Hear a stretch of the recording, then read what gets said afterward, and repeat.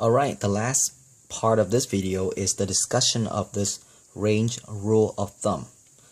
What is the range rule of thumb? Well, the range rule of thumb tells us the following information. It says that the majority of our data values will lie within 2 standard deviation from the mean. You might wonder, well, what does that mean? That's a good question. That's a good thought to wonder. I'm going to explain that to you later in the examples.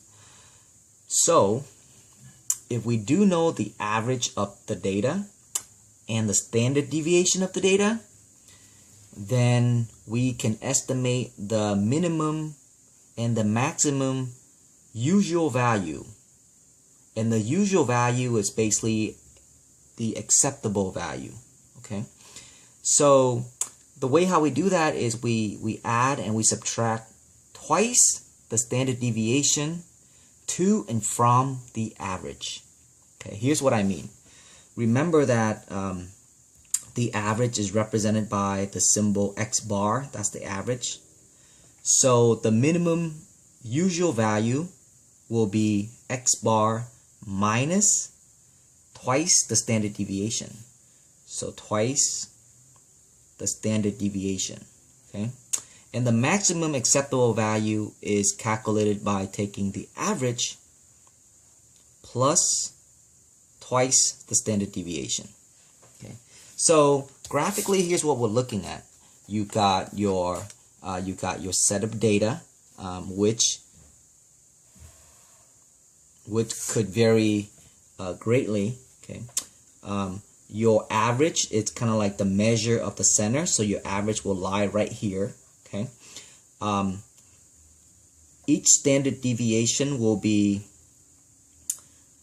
about 1 unit away from each side of the mean.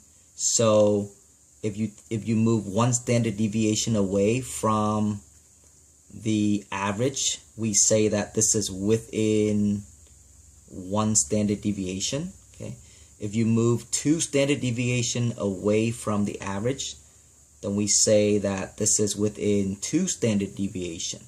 Okay, so you can think of this dot as within 1 standard deviation, and then those 2 exterior dots, those are considered to be within 2 standard deviation away from the mean. So the range rule of thumb tells us that the majority of our data will lie within this bound, will be within that bound. This is the minimum acceptable value. Okay, this is the minimum acceptable value, and this is the maximum acceptable value. This is considered to be within 2 standard deviation. You can find the location of this dot by taking X bar plus twice sigma. In addition, you can also find the location of this dot by taking X bar minus twice sigma. Oh, right, minus twice sigma. Very good.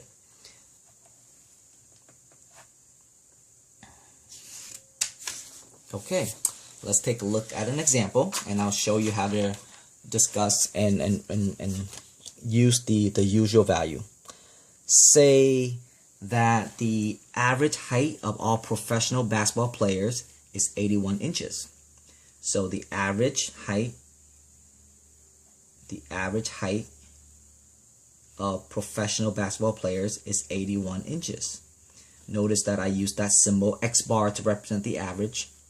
The standard deviation is 3 inches. So the standard deviation is 3 inches. Okay. Between what two heights would the majority of the players be? Well, they're asking us to figure out the minimum usual value and the maximum usual value. So the minimum usual value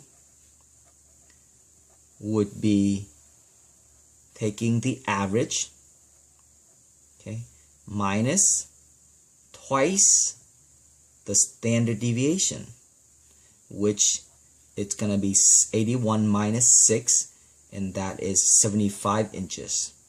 Okay, and the maximum usual value or height, it's the average plus twice the standard deviation, and that's about 80, that's exactly 87 inches. So to answer this question, we would say that we expect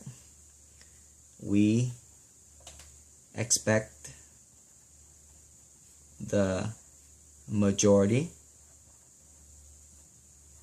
of basketball players to have heights between 75 inches and 87 inches. Okay, very good. Would a height of 88 inches be unusual? Well, yes, because 88 inches is not between the usual value, or another way to say that is it's not within 2 standard deviation, therefore it is unusual. Pretty much you can be pretty tall, and by being tall doesn't mean that you're going to be a good basketball player. So 88 inches, if you're going to make it to the NBA, it's pretty unusual. Okay. Well, how tall is 88? Well, 88 divided by 12, you're looking at 7 feet 3. It's pretty unusual. There's not a lot of professional ball players in the league right now that's 7 feet 3. Awesome. Let's move on to example number 7. Okay, consider the data for the volumes of soda shown at the right. Within how many standard deviation of the mean do all the data value fall? Well, in order to answer this question, we got to figure out what is the mean and what is the standard deviation. To save time, we're going to do this using a calculator. Okay, so the first thing we do is we type all these data into our calculator. 75, 70, 70, 80, 50, 65, 70, 65, 70, 85, 80, 75, 75, and 70. So I have 14 data. 1, 2, 3, 4, 5, 5, 10. So that's 14. Perfect. The next thing I'm going to do is I'm going to calculate, slide over to 1 var. See, you can quickly find the mean and the standard deviation using your calculator, so you don't have to do a lot of work. Alright, so we found out that the mean is 71.5 ounce and the standard deviation is 8.41. Remember, standard deviation is always the letter S. So the average is 71.5. The standard deviation, or each standard deviation, is 8.41. Okay, so the question here is how many standard deviation of the mean do all the data value fall in? So in order to answer that question, let's go ahead and make a little number line.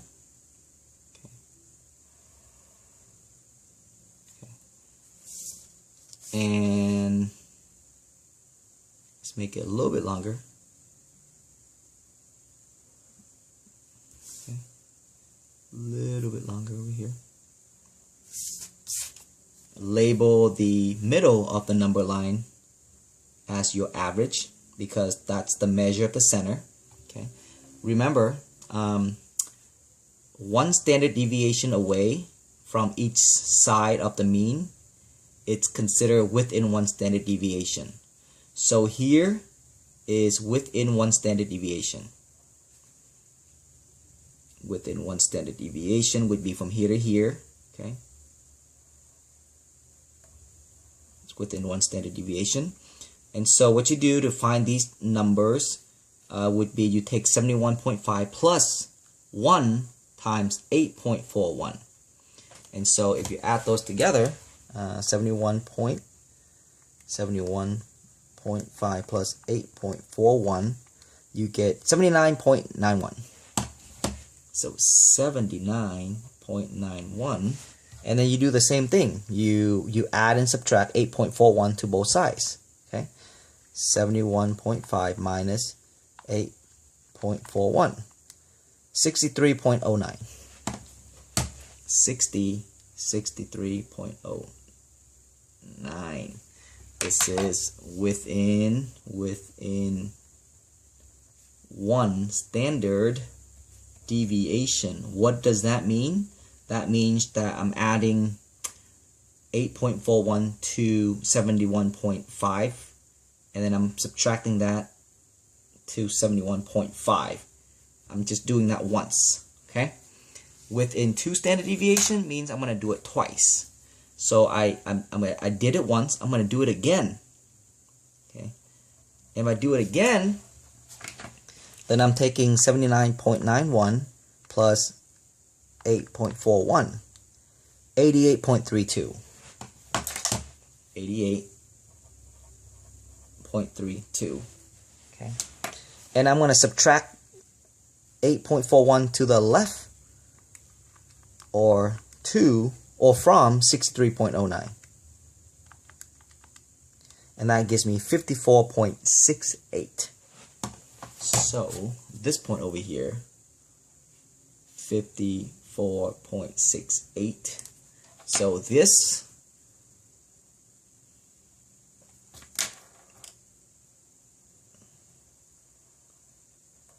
data right here would be, oops, sorry, all the way down here. Okay, within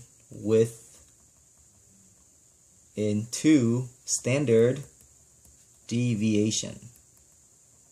Within 2 standard deviation. Okay, and if you do it again, then that will be within 3 standard deviation. So let's see. I'm going to go ahead and read off these data, and I'm just going to mark them where they land. So 75 would fall actually in here somewhere. Where? Okay. 70 would be like right over here. 70 twice. 80 would be here. 50 would actually be here, guys. Okay. 65, 70, and 65. So 65, and then 70 again. 85 would be like right here. 80 would be like right here, right? 75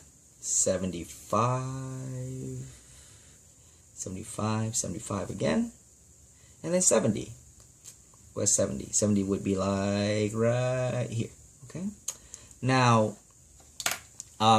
notice that within 1 standard deviation, it contains these data.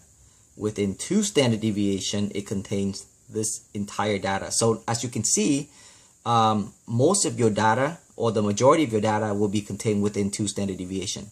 But within 3 standard deviation, if I subtract 8.41 again, and I add 8.41 again to this side, then I'll be within 3 standard deviation. So notice that all your data will be within 3 standard deviation. Okay, so